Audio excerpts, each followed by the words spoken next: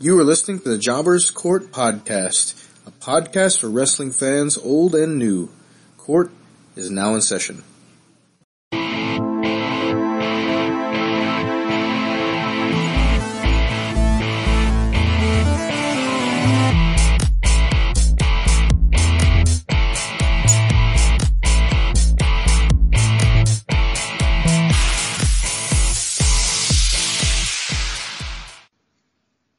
Hello and welcome. This is episode 8 of Jobbers Court.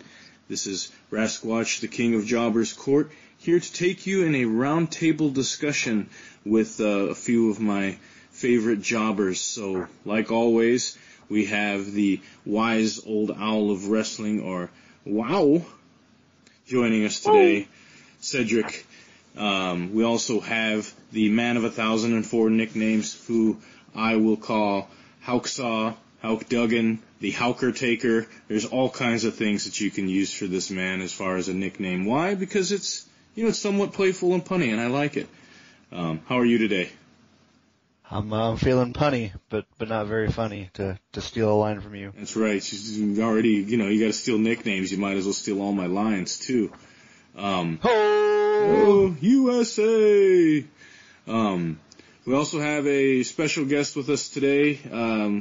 He works with a company called Cold Mill Productions here close to the St. Louis area, and they do a lot of the local independent wrestling shows as far as the filming and production of those shows, as well as some other odds and ends things. I know a few things that I talked to working with them about, and we're going to have him interviewed here momentarily, but Bobby Rolls is joining us from Cold Mill Productions, so I know, Cedric, usually you lead the initial part of the interview, so why don't you go ahead and get us started?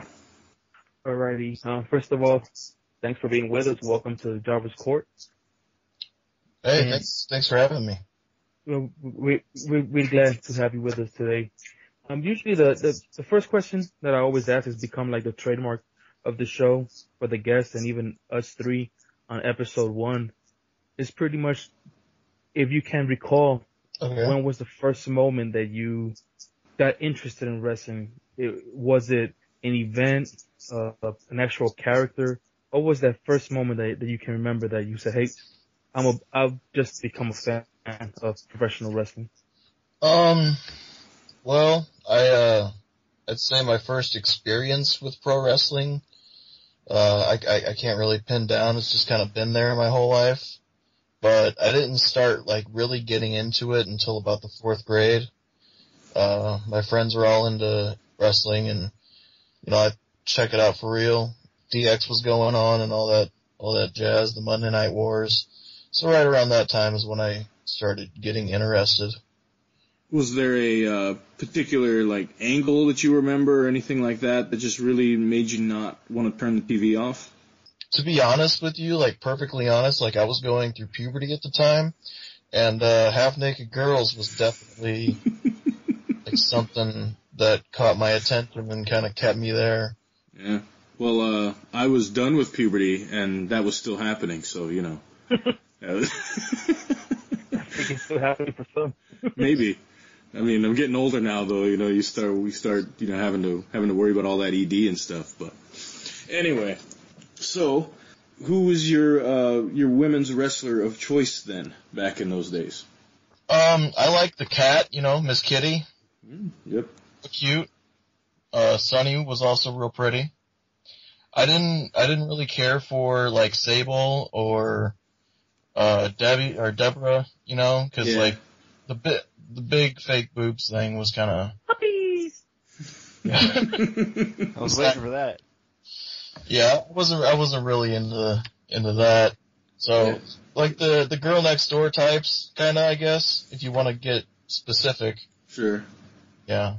I didn't truly fall in love with any of the women on there until I saw Mickie James, late in the whole, I guess, end of the Attitude Era, but, she's the first one that I went, I'm in love with this woman, and I didn't even know who she was. But, the rest of them were obviously all good, but I would say of all the ones, Stacy Keibler was my chick, for sure, in that particular time.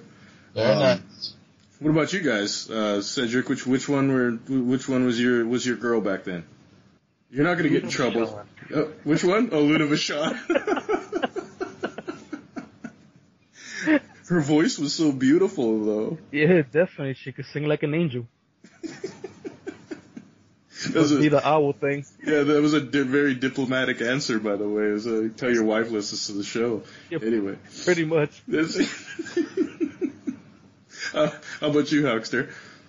All right. Well, about the time I started paying attention to that sort of thing, I was in 6th grade. The year was 2000, and I believe it was the spring of 2000. So it's already the season of love to begin with. But so you're saying it was brother love?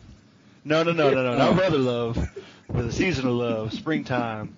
I believe it was March or April of 2000, and it was the debut of Trish Stratus. And oh my gosh, I got my Stratusfaction every Monday night. Yep. She was pretty good.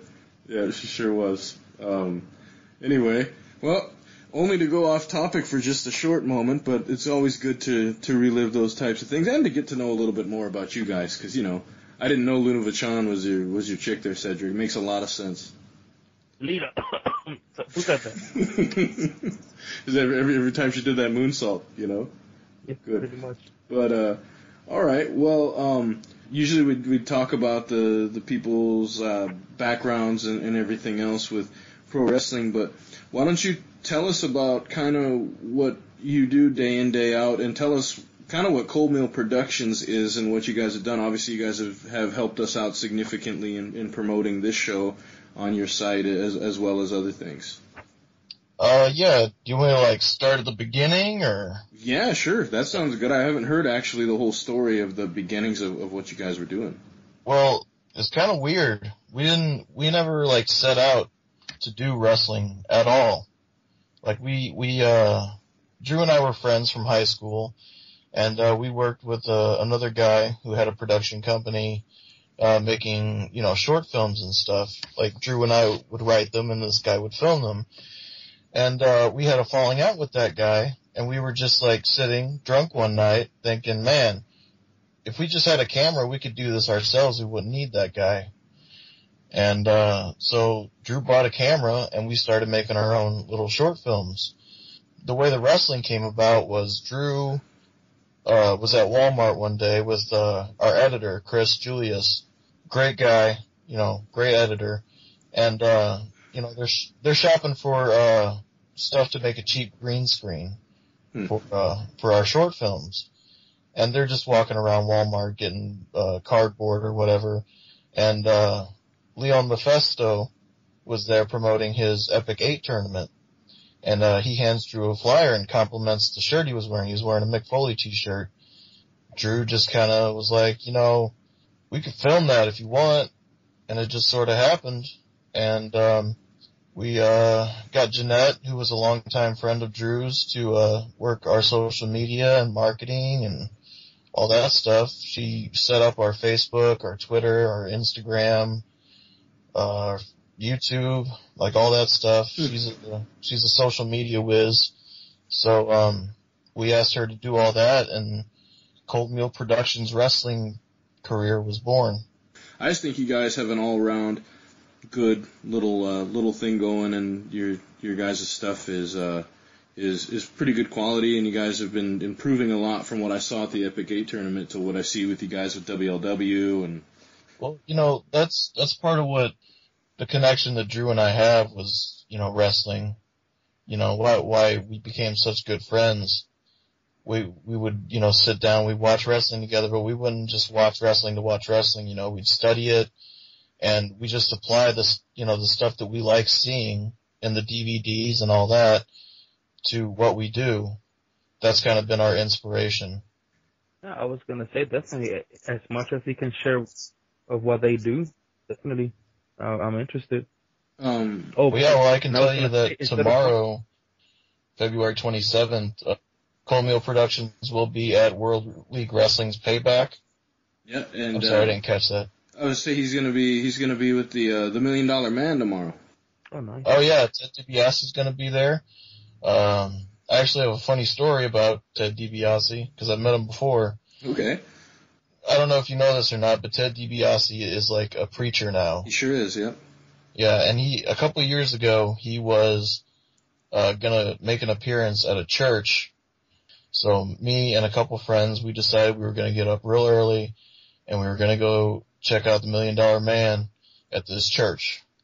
You know, none of us are really religious. Like, I grew up Catholic, but, you know, growing up Catholic kind of steers you towards never wanting anything to do with the Catholic Church ever again. Sometimes, yes. Yeah. So I got up early, and me and my friends went to this church, and we sat in church doing like a whole church thing, you know, the whole mass, and listened to Ted DiBiase give like a 2.5-hour sermon, you know, nothing to do with wrestling, just Ted DiBiase talking about Jesus and how cool Jesus was.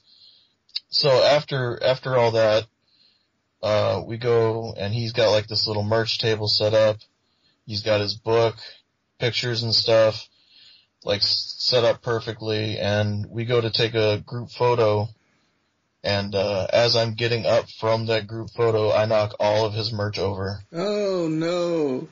Yeah, dude. It was awful. And like, I was so out of it that instead of like doing the right thing and helping him pick out and apologizing profusely, I just kind of left. And that's crazy. Yeah. I would have turned around and then I would have been like, money, money, money, money, money, right to his face, and see what he did. Make him turn heel in church. That's what you need to do. That would teach him. $1 Million Man. Hindsight, dude. Tell him that that'll get him back for all those times that he made those kids dribble that basketball and knocked it away from him. You just did that to him. Yeah, dude. You see, where were you like 2 years ago? I don't know. I'm just a jerk sometimes, I guess. No, I just that advice. Yeah, but so I guess then we got to hear a little bit about Cold Mill. Why don't you go ahead and throw out everything that you can to how they can get a hold of you guys or take a look at the product of wrestling that you guys put out. All right. Well, you can get a hold of us on Facebook, Cold Meal Productions on Facebook, Cold Meal Heel on Twitter. Our email address is coldmealheel@gmail.com, and YouTube, just search Cold Meal Productions. And if you want to check out WLW stuff, they have a new thing on YouTube called WLW TV. Search for the WLW channel on YouTube, and all of that is Cold Meal footage. That's pretty much the run of it. Yeah, that's cool, and we do thank you guys again, because I know you guys have been helping us out a lot and promoting and putting the stuff out there for us, and you guys didn't have to do that, so it's been great that you guys were able to do that for us. You're going to be joining us today for the roundtable discussion then as well, and we've got a few things to talk about. So our topics today are going to be our favorite era in wrestling and why. Then, kind of along those same lines, we want to talk about gimmicks and kayfabe, or the, I guess, storyline behind wrestling, and is it a thing of the past? Then we want to talk about our favorite and least favorite gimmicks, why they worked and why they didn't work. I guess as our guest, Bobby, do you want to tell us kind of what your favorite era in wrestling has been and why? Alright, I'm gonna say something that's probably gonna get me a lot of heat, but, you know, like that era of wrestling, it was like right after the Attitude Era, after WWE had bought out WCW, and like right before the PG era. So the Ruthless Aggression. That little, like, the Ruthless Aggression era, is what they call it? Yeah, that's called the Ruthless Aggression, yep. I really enjoyed that time period. I think, like, they had guys like Dean Malenko and Eddie Guerrero, Chris Benoit, and like they were just putting on these, you know, excellent matches like all the time. And I don't know, like that's kind of around the time that my friends started to kind of shy away from wrestling, like it wasn't cool anymore. I started to as well, but I was a closeted wrestling fan for a little bit. Yeah. You know, I still followed it a little bit, and that triple threat match between Chris Benoit, Triple H, and Shawn Michaels. Like, I cried when Chris Benoit won the title, you know? Like, that was really cool for me. And there's few moments in wrestling that make us cry, you know. I know for me it was Hulk Hogan losing to the Ultimate Warrior was my moment as a kid, and then I guess as a pseudo adult, I think the only thing that I ever got emotional about was finding out about Eddie Guerrero. That hit me really hard because it just was so unexpected. So yeah, I know there are those moments sometimes, and it's funny how, you know, an entertainment thing can do that to you, and just shows you really how much into a product you can really be. But I enjoy the Ruthless Aggression era as well. For as much as people make fun of it, I mean, you had Kurt Angle, you had all those guys. That the work rate was very, very good at that time. The storylines, though, were a little weird, and that's because I think they were transitioning out of the Attitude Era into this more PG. So the storylines were a little out there, but no, it's a good pick. I do like that. Sure. Hawker Taker, what do you think? As far as my favorite era in wrestling, to me it was the Monday Night Wars, because that was right around the time that I really started to fall in love with it, and there was just so much wrestling on TV, back and forth between WCW and WWF at the time, Attitude Era versus the NWO era, and oh man, just everything was so engaging and it was just so great. I don't know if I could pick my favorite between DX or NWO to this day, but NWO for life, and I still love it every time you see a crotch chop or hear someone say suck it, you know, like those things live with you. Sure. Obviously, I'd gotten in trouble in school many a times, for, you know, just a good old fashioned crotch chop, you know, just how much fits people through about it. But oh yeah, dude, just Road Dogg did it. I don't know. I think we that got a robot on the show. Maybe. I think that it's one of those things that you know, it's something in wrestling that's never going to die. That crotch chop will be around, and I think no matter what, even after Triple H quits doing it, there's going to be someone else who's going to carry on the tradition of the crotch chop. It shall never die. Never quit doing the crotch chop. Yeah, I mean, heck, just look over at New Japan Pro Wrestling. You basically have DX and NWO mixed together to form the Bullet Club, you know. Yeah. They're crotch chopping and they're rocking the black and white, so. The question is, did you prefer the DX crotch chop, or did you prefer the just straight up, I'm going to give it to you, NWO crotch chop? Because both were very different. Nah, DX started all the way up top, and then bam, crossing the forearms at the bottom. With authority, dude. Yeah, with authority. Hell yeah. Although, to me, X-Pac or Six or whoever he was at the time still does the best crotch chop when he does like the 7 or 8 repetitive ones right in a row. They're right in the crotchal region. Yeah, it's probably my favorite. Behind him. Yeah, heck yeah. And then just boom, boom, boom. Yeah. That's the best cross chop in history. I think that's amazing. You know, honestly, I disagree. From my point of view, and obviously I'm a different point of view, but I honestly, that's when I started to kind of get on the crotch chop, was when X-Pac just started repeating, just the super crotch chops. For me, it's always that Triple H just won with authority, bam. And speaking of authority, you know, he rocked the fist and then boom, right to the crotch chop on Monday Night Raw this past week. Sure did. And it's just classy. Scott Hall had that sexy one, which I like. Yeah, where he just sort of like, just was showing it to you, you know? Very nonchalant, just very, you know, like smooth. I like that one. Oh yeah. China, I don't know. You're bringing back the memories. But yeah, that's what I mean. I mean, we were quit talking about this. People are going to be talking about how much we're focusing on crotches. But it is what it is. So yeah, from puppies to crotches. Puppies to crotches. You should write a book called that. That sounds amazing. So we've got the Ruthless Aggression era. Back into the Monday Night Wars.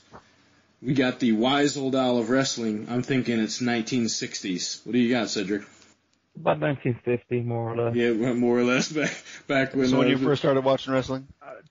To me, in all honesty, I think I'm just a fan of wrestling, period. Just thinking what my answer was gonna be these past few weeks, I thought about as a kid when everything was still real.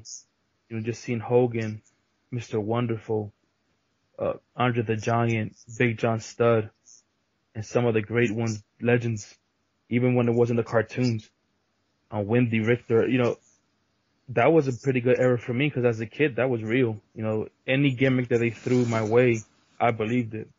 Hillbilly Jim, or anytime he came out with his song, I was dancing at home as well. So as a kid, that was definitely for me the best era because it was still, I guess, the innocence made it real, made it pure. There was none of this social media, nothing to mess it up for you.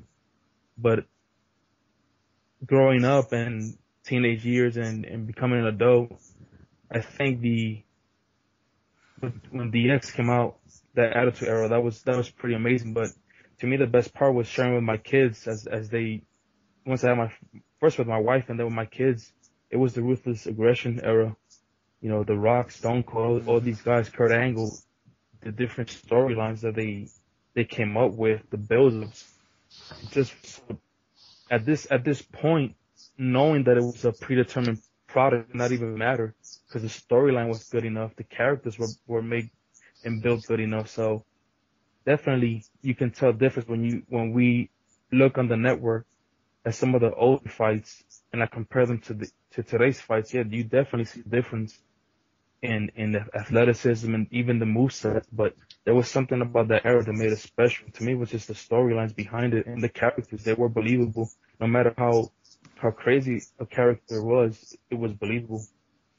Yeah, I think that obviously leaps and bounds of differences between, you know, early 80s, late 80s, early 90s, late 90s. I mean, all of it's funny to think that in a 10-year period, how much wrestling can change, not only from the storyline aspects to the audience target that they're targeting, to the way that they wrestle, the moves that they use, the innovation of the business. I mean, if you look from 1988 to 1998 and look at the difference in moves and things that the wrestlers were producing at that time, it's just crazy to think about over that. And then 98 to 2008, just the difference in styles and storytelling and everything else that they do in the ring. So you're basically saying that it's sort of a mixture of the Ruthless Aggression era to you, and then going back into the 80s. Yeah, it's a mix because while you were mentioning what you just said right now, I was thinking about the answers from the other two, from Book and how outstanding. I compare it that good era. I compare it to almost like some of the sports of today. There was a time in sports, and I'll mention one in basketball. It seemed like there were just all-stars in every team, and there was something about seeing them face each other that was just amazing. Nowadays, we have folks that have been pushed to us as stars, and some of us have accepted it, some of us haven't. And I feel that to a certain point, that's the way the WWE is today. Like, we have stars, but some of them is almost like we're being pushed. Okay, this is a star, and you're gonna like it regardless. There was a time that it felt like even the jobber was a star. You know what I mean? So that era, and I guess everybody keeps saying like when it transitioned from what it used to be to this new PG era, and I guess that's where I'm. As much as I like wrestling today, before the PG era, I think that's where I mostly found the most.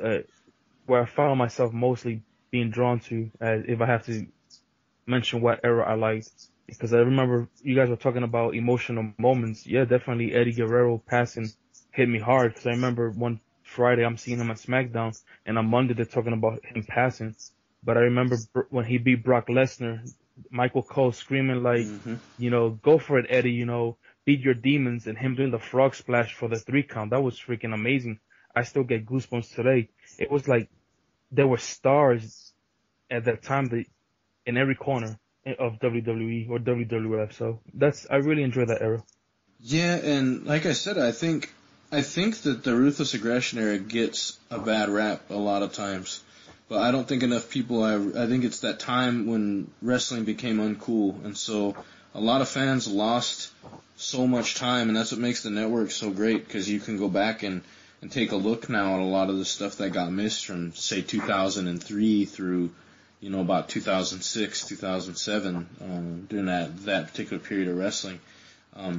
For me, I don't think anything will get better than the late 80s wrestling to me. From about 86, 87 to 92 is, to me, the best time in wrestling, and the times that I love to watch the most. And that's primarily because of the characters, the storytelling in the ring, and then also just the memories of being a kid. And my grandma loved wrestling, and so it was something that, I never got to stay up, but if wrestling was on, she'd be like, okay. And she'd stay up, and she would yell at Tito Santana, tell him to get, to get his ass in the ring and beat up whoever he was wrestling. And gosh, she hated the $1 Million Man, and she hated, all these guys. And she was a great fan, because she would literally yell and scream at the TV. And she did the same thing with other sports, but man, in wrestling, she'd have me cracking up, and I just have memories of watching it with her. I'm a huge fan of tag team wrestling, and I don't know if there was a better period in wrestling for tag teams than in that era of wrestling. Bulldogs, Art Foundation, Rougeos, Killer Bees, you can go on and on, Foreign Legion. I mean, all of the tag teams that were going on then, and that's only the WWF guys, because I really didn't follow a ton of what was going on in WCW. But yet it was just the also being still a mark at that time, not being smartened on the business and what was going on. My uncle and my friends and I used to tell me, oh, look, you can't take a punch like that for real. And I was like, yeah, but these guys are like elite athletes. Like, I would justify it to myself. Like, of course they can take a punch. They're not a normal person. Like, that's Hulk Hogan, or, yeah, and then to have watched Hulk Hogan accidentally choke that guy out on one of the late shows. I don't know if you guys saw that in the 80s, but the that was little, funny. Yeah, dude cracked his head open. Sure did. But the things like that is what I remember, and I just remember going, wow, like thinking legitimately that these guys could beat you. I don't know. That's just where I'm at. I think that the wrestling looked more real then. Even if you had a brawling style match, they made it look realistic. It wasn't too over the top. You didn't have crazy high spots, but at the same time, everything they did made sense. And I think the longevity of a wrestler at that time could continue on because they didn't put their bodies through near as much crap as other wrestlers did later on. Yeah, I think you make a really good point there. And again, for me, I was born in '88, so I really didn't start getting into other than what's on TV until probably about maybe 3-4 years ago, until I truly became as hardcore as I am now. And I'll be honest, I watch probably more 80s wrestling, old school wrestling now than probably anything else. And one of the biggest things I've noticed, because obviously I wasn't alive at the time, was that it was always made to be such a big deal. And granted, now they throw around words like once in a lifetime and, oh, this is so spectacular and iconic and epic and all these different fancy words. But back then, you could feel it in the crowd, and you see the Von Erichs versus Ric Flair, or Hulk Hogan versus Macho Man, or versus Jake the Snake Roberts, or every time The Undertaker walked out in the early 90s. It was just such a big deal, and it was so legitimized back then, I guess, if that makes sense. Well, I'll say the crowd was so great, at all those shows. The 1988 Rumble, if you guys ever have watched that, listen to the crowd, when every person comes out. Every person that comes out, all 20 of them, they get a good ovation, and then the crowd is popping for, just a guy even getting lifted up in the ring, period. That's just how much better, I think, and how much more into it the crowds were, because they thought it was a real legit thing. And so I think that it sort of aided in the whole legitimacy of what was going on. And I think nowadays that's what's missing in wrestling, is because since everybody's smart to it now, it makes it, for some people, makes it less enjoyable, or they don't enjoy it. They can't get as deep into it as they would like to. And A little more with watered down just because you're used to seeing everything. Yeah. Back then, military press or even just a suplex. I mean, hell, even just a DDT, those were finisher moves. Sure, yeah. You don't get up from a DDT. Now, like, that's a transition move now. So, yeah, it's very, I guess, watered down from what it used to be.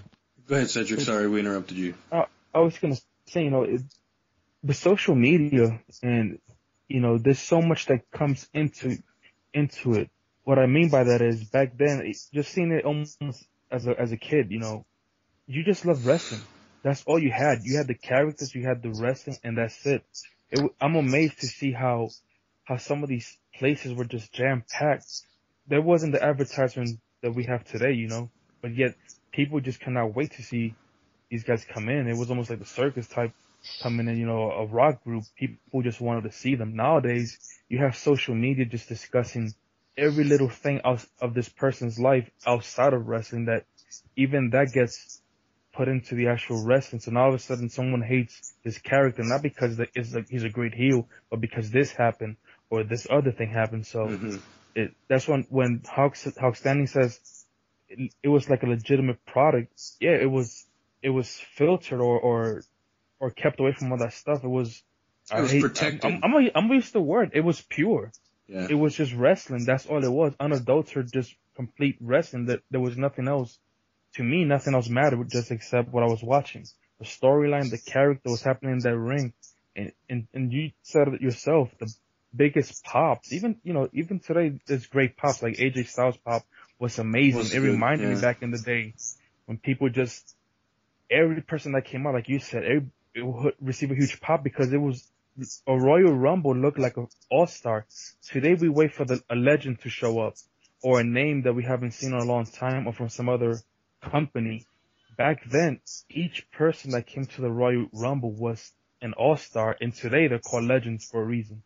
I do miss that, and I miss being able to just be naive and take back everything I know about wrestling and just watch it again.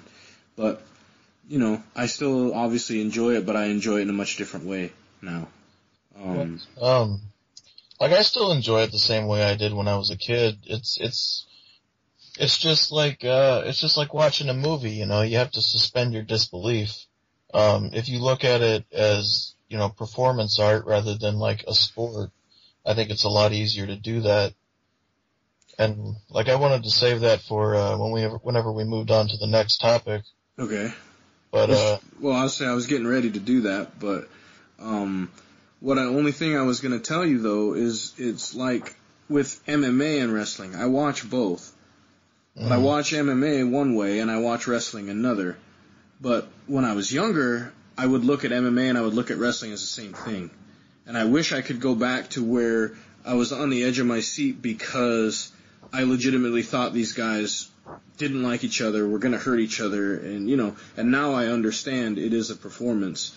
So I can't watch it the same, but I can watch it differently and still get immersed in it, like what you were talking about. All right, so kind of transitioning just a little bit. This is going to be, unlike last week, this is going to be a two-part question, and they relate to one another.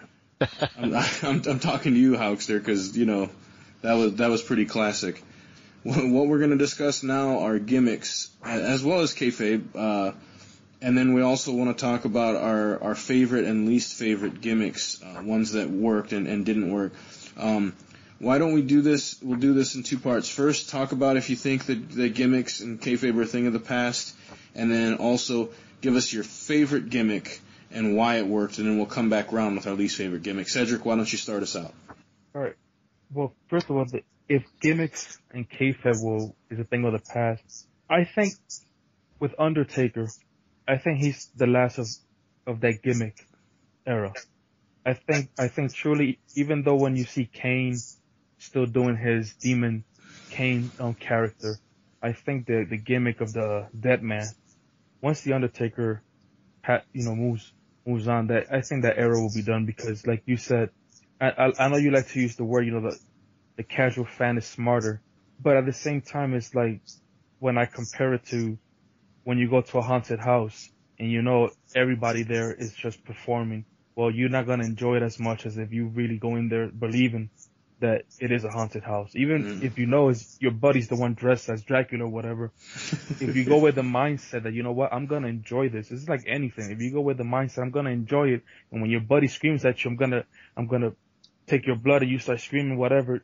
It's what you put into it, and I think that's one reason why, in my opinion, we will probably never see gimmicks like that again, like the Undertaker or someone that says, well, you know, grew up in a farm and good old, you know, Hillbilly Jim, those kind of characters. I don't think we'll see it again. Can they play with a gimmick, making it more realistic, like, well, this guy was an Olympic star or something like that? It's not so much a gimmick as just using real life in it. But I don't think we'll probably see gimmicks that way. On NXT, we have the guy with the guitar, and Corey Graves just gives him such a hard time in his commentating. I'm like, if you don't build up the character, nobody else is gonna believe it. If the commentator's already dogging him out, then it's gonna be kind of hard for the actual casual fan to buy into the gimmick. That's just what I think. So you would think like Fandango and that, like, that's a gimmick. You don't think stuff like that is really just going to work anymore? I think it'll work for a little while, but even Fandango, where is he now? Yeah. You know what I mean? It'll build for a little while, because you have, in the PG era, you have so many kids. Like my 4-year-old, when she was 2, I think Fandango was starting to get big when my daughter was 2, and she would just get in front of the TV and do the little Fandango dance. And she still does if she sees it. And she'll do the dance with the New Day, which is to a certain point kind of a gimmick as well. So it's how you build the gimmick, and I guess I might have separated those gimmicks from back in the day, like you were saying, in the 80s, that were so out there, the Repo Man and stuff like that, and you kind of believed that the Undertaker with the urn and he's getting up, you know, stuff like that, versus these gimmicks. These gimmicks, like I said, a little bit more kind of touching the realistic, but New Day, I don't think New Day goes around with the unicorn horn around. They might, who knows? But, you know, even Fandango, like you mentioned, that's a gimmick that lasted so much. Once it got dropped. I'm pretty sure some of the kids don't even remember him. Maybe my daughter will. But those kind of gimmicks might last just for a little while. But I don't see a gimmick lasting the way some of the other gimmicks from the 80s did. That was just the gimmick the person had. They started, went through their career, and ended with that one gimmick. I don't see something like that continuing. Well, before we move on, I want to clarify that we're talking gimmicks in mainstream wrestling products. Obviously, there's promotions out there that are gimmick specific, and like that's their whole thing, is just everybody's a gimmick. So, you know, we're not talking about indie promotions at this point, because gimmicks are still alive and well. There's like even around here you got Jacko the Clown, who Bobby Rose looks like, by the way. I'm pretty sure he is Jacko the Clown, just out of face paint. But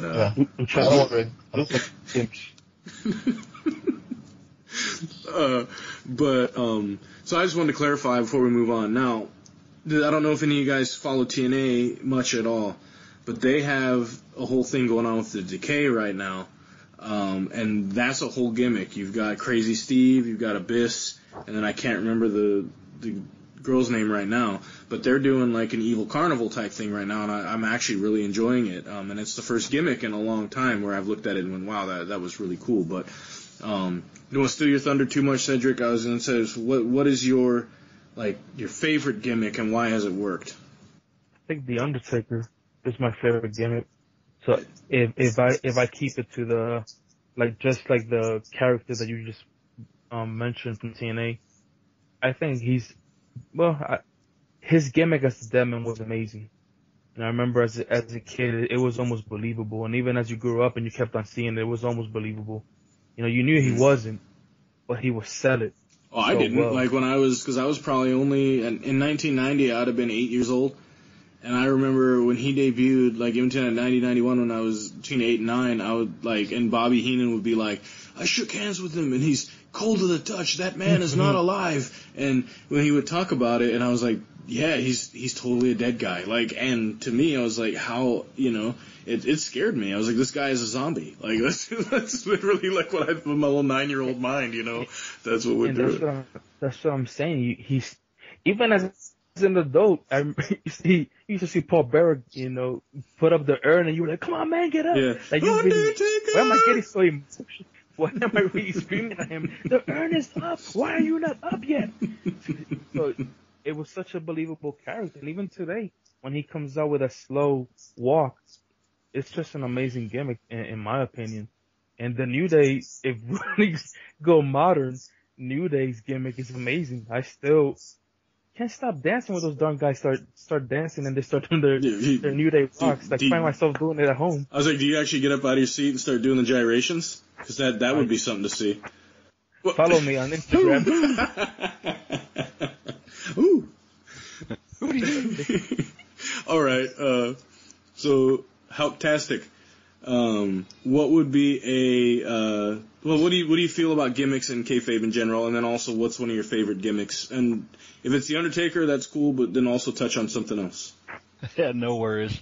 I mean, I just gotta stick my hat out to Cedric there for saying The Undertaker. Cause, I mean, how can you not say The Undertaker is probably the best gimmick in professional wrestling, period. I mean, the fact that he's been doing this for 25, 26 years, and he's been the same character, slightly evolved at times, and slightly adapted at times, but it's always been the dead man.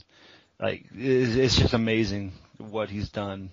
As far as gimmicks themselves, yeah, we have changed from the 80s, or the late 80s, early to mid 90s, where it was kind of like a Saturday morning cartoon, where you have your great American heroes versus the freaks, the geeks, and the monsters.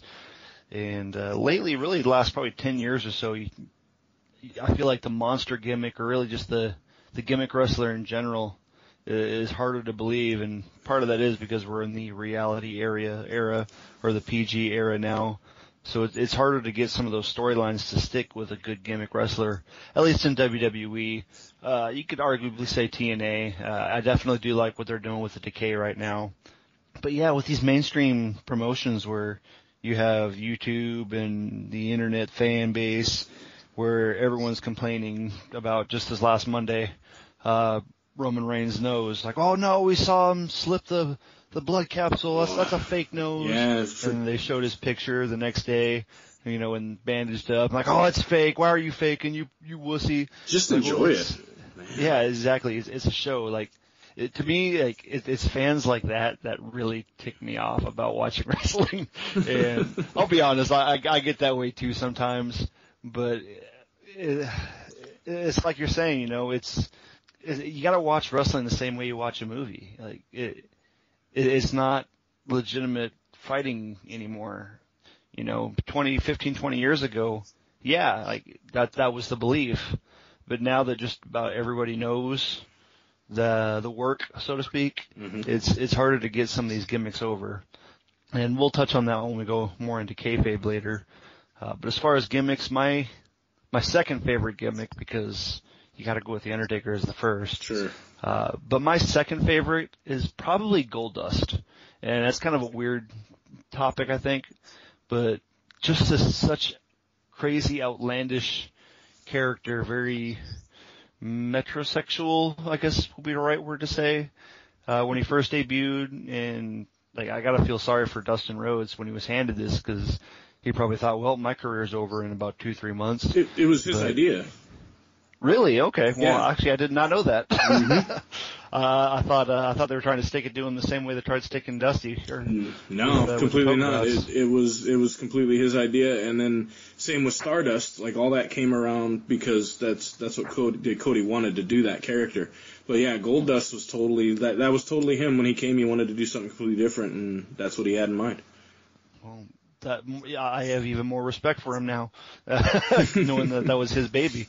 I spent the last 20 years of my life thinking that he just had to work with it and make it his own, and well, he definitely made it his own, because it is his own. But yeah, just a very outlandish, crazy character who's also adapted and had some different variations over the years, but still very much the same character, just super out there, super outlandish. And every time you hear the glass break, it's, if it's not Stone Cold, it's Goldust, and here we go, 24 Karat Productions.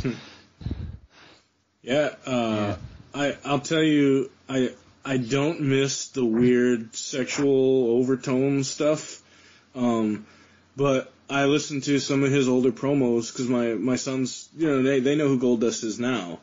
And they saw an older promo from Goldust, and they said, "Dad, I don't want to watch that again."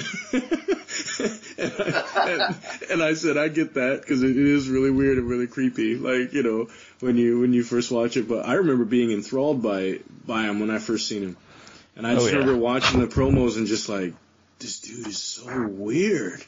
But yeah, I did like it a lot. I think that's a good pick, and I think that's kind of a sleeper pick. I don't think a lot of people would have went for that one. So, good work. What do you got, Bobby? That was actually my pick, dude. Goldust, really? Yeah, dude. I was gonna sit here and talk a half hour about Goldust for real. I swear to God. Well, what did you like about Goldust then? Well, I think I only took about 2 minutes, so you still got another 28 on the clock. That's true. That's all I brought to the table because that's my favorite gimmick, dude. Like, there is no other gimmick other than Goldust. Like, screw the Undertaker. Like, I don't care about the Undertaker, dude. Goldust is way better than the Undertaker. Like, the Undertaker didn't do much talking. He didn't do, like, he was the strong, silent type. But, Goldust, man, like, it was all, like, pageantry. It was just very well done, I think. Yeah, and the creepy stuff, like that scared me more than the Undertaker ever scared me. Because, I don't know. Maybe because it was so cerebral. In the middle of a match. Yeah, like he would mess with his opponents, he would, really draw them out of their comfort zone. And, as with the audience as well, draw them out of their comfort zone. So, I don't know. And his in-ring work is very polished. Yep. He doesn't do anything crazy, but it's very entertaining. I love Goldust, dude. He's one of my all-time favorite wrestlers. Yeah, it is. That is crazy that you guys both have the same opinion. And I'm a huge fan. I am a huge fan of Goldust, and particularly his old stuff. I never realized how good of wrestler he was until I watched him when I got older. Like, going back and looking at his stuff with Hunter Hearst Helmsley in like 97 at the Royal Rumble in their match, and that was an incredible match from both sides to watch, what those guys could do, and just looking at even his stuff before that into WCW was all you don't realize, he was so much better as a wrestler, not as an entertainer, but as a wrestler than his dad was. Yeah. Because Dusty could brawl anybody out of building, but he couldn't. He couldn't really wrestle, not like Dustin could. And so I think that's one thing that I'll always take away. Obviously, his ring work was incredible. His mic work. You're right, though. It was scary, and I look back at it now. I was old enough where, I was sort of in that awkward period, like 12, 13 years old, and it made me just feel uncomfortable. I remember it making me feel uncomfortable when he would talk, and it wasn't like a scared thing, but I was like, wow, that's really strange, So yeah, I can understand that, especially from you, from a performer perspective. He's probably got the most going for him from I guess just from a performance standpoint on that gimmick. So yeah, dude, like the way I view wrestling is theater, and if you want to talk about like best thespians in the business, you got to talk about Goldust. Excuse me? The best what in the business? Thespians. Oh, thespians. Oh, I thought you said something else. No, I'm kidding. But well, it's Goldust we're talking about. So true. I also, which I know Hulk isn't a huge fan, but I also was a huge fan of Marlena at that time. And I actually thought she was an excellent addition to his character early on. And added to like the weird kind of almost like a grimy sexual feel that like you would have when he was out there, and you felt sleazy sometimes. Yeah. And it was sort of that like I said, it was one of those things that I thoroughly enjoy, and I think that's a very, I guess, like I said, I think that's like a very sleeper selection. I'm glad we talked about it because yeah, that's something that I didn't really have it back in my mind, but now that you talk about it more and more, yeah, that's definitely a great character. Mm-hmm. But as far as like, what the first question is kayfabe dead or gimmicks? Yeah, and gimmicks, yeah. Man, I hope not, you know? Like that's what I love about it, you know? Mm-hmm. I'm hoping it's just a fad, you know, just like, you know, a lot of the other stuff that they do, because, I mean, reality wrestling, that's not wrestling, dude. Not to me. Like, I watched the season of Total Divas, and, like, wrestling as a reality show just isn't cool. I didn't watch, you know, the other seasons because I don't care to watch Nikki Bella go on a juice cleanse. It's not entertaining to me. You know, I didn't even know that happened. I've never seen an episode of it before. Good Lord. All right, continue. But yeah, dude, like, that's not wrestling. Like, wrestling is, you know, characters and storylines and, you know, good writing and good acting and, you know, acrobatics and, you know, all that cool stuff that makes wrestling cool, dude. Yeah, the cool stuff. But, it's not cool. Like, I watch wrestling to get away from reality. I don't need that in my wrestling, dude. So do you consider gimmicks like what Brock Lesnar's doing now, where he's like the beast incarnate and he just is playing up this MMA style that he has, basically turning it up to the nth degree? Do you consider that a gimmick, or do you is that just him being him? I do consider that to be a gimmick because, I don't know, because like you said, it's his personality but amplified 1,000 degrees, you know what I mean? Mm-hmm. You know, do I think that Brock Lesnar would just go around suplexing people for no reason in real life? No. But, it's fun to watch on TV. Sure, yeah. And, it's fun. It's fun to watch, you know, as a part of wrestling. Like, if I went to the airport and saw Brock Lesnar just, like, cleaning house, like, I wouldn't think that was cool. I'm just laughing picturing it, sorry, but oh man, that would be something. No, dude. Why does everyone have their phones out but no one's calling the cops? Suplex City.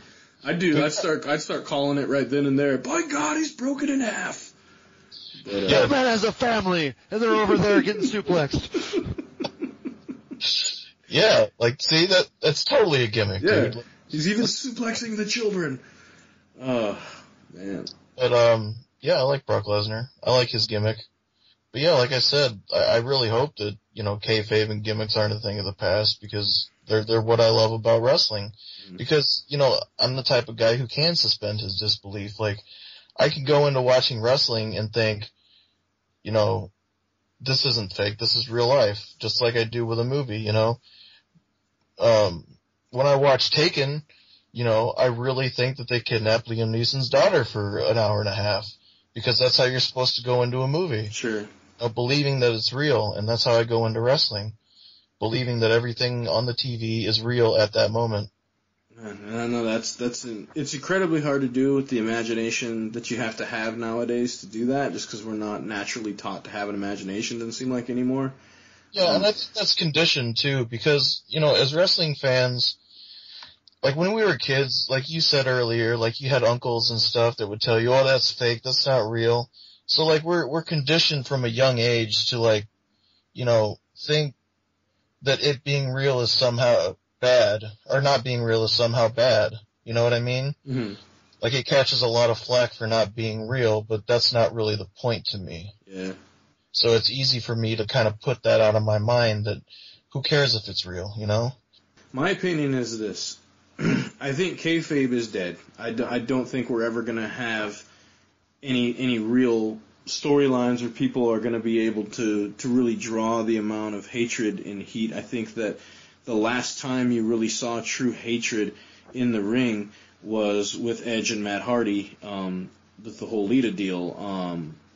And I think that was the last time you saw two performers that legitimately, like, you know, wanted to fight, and that it was going to happen, you know, could potentially happen out there. And the crowd built off of that and really felt it emotionally.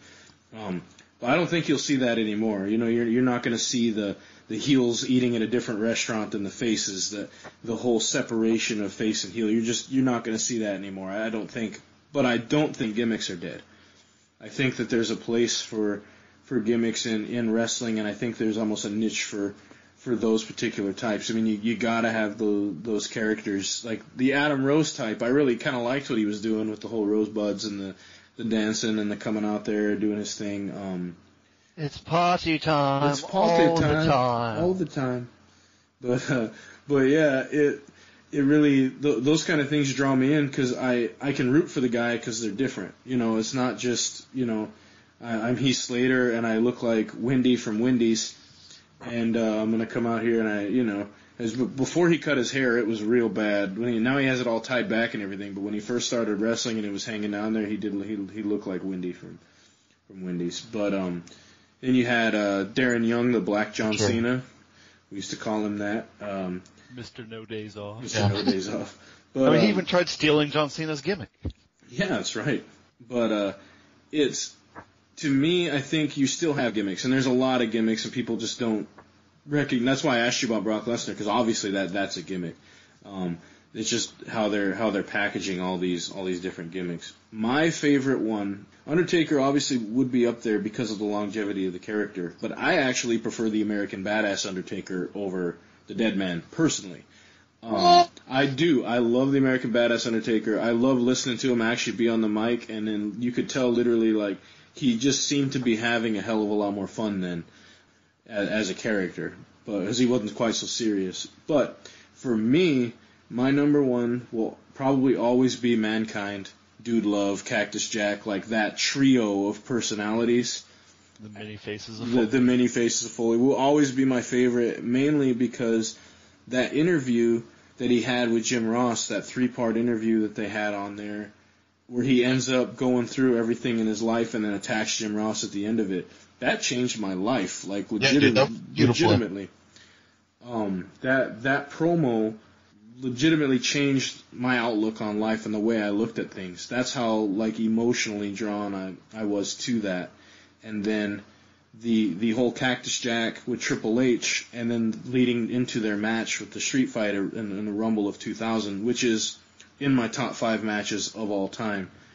It was one of those things where the character that came out of him and his ability to flip-flop back and forth, or even when he talks to himself, talking to himself on the Titantron or whatever, was one of the best things that I'd ever seen him do. To me, I think that those gimmicks, those trio of gimmicks, will always be my favorite, simply because it showed the depth that he had into each character, and most people can't do that. Most people can't. They have a hard time figuring out one character, let alone 3. Mm-hmm. So when you have the ability, it just shows you like how talented Mick was as a performer as it came to characters. Mm-hmm. Very creative. Yeah, you hit on it with that interview going into the Triple H match with Mankind and Dude Love talking to each other during an interview, and they're talking about introducing this third guy who's going to actually wrestle. And then it comes out as Cactus Jack, the third face of Foley. Like, just watching that over and over again blows my mind. Like, I did not expect it to be Mick Foley. Yeah. Listen to the crowd when that happened. Like, if you get a chance to go back and watch that, I'd highly recommend it. Listen to the crowd reaction when he pulls that mask off. And that first time, after he gets beat up and he pulls the mask off, the crowd goes crazy. And then the next week when they actually announce that it's going to be Cactus Jack, and he comes out, he's got the Wanted shirt on and the bang bang going. I mean, it was just something. Each of his characters made me do something different. Dude Love made me laugh, and I would really get a kick out of the stuff that he was doing. Mankind, like, made me feel afraid, like, and made me feel like good about myself from an insecurity standpoint. And then you had Cactus Jack, who just made me feel just badass. I was like, dude, this dude is just badass. Like, there's just nothing else you can say about it. So yeah, the fact that he could pull 3 separate emotions from me, depending on which character he was that night, to me, I think would be that's got to be up there as far as some of the best gimmicks of all time. All right, so we ran a little long for this episode, particularly talking about gimmicks and Goldust in particular. So we split this episode into 2 parts. One part you've just listened to, and expect the part 2 to be out on Wednesday. Until then, court is adjourned.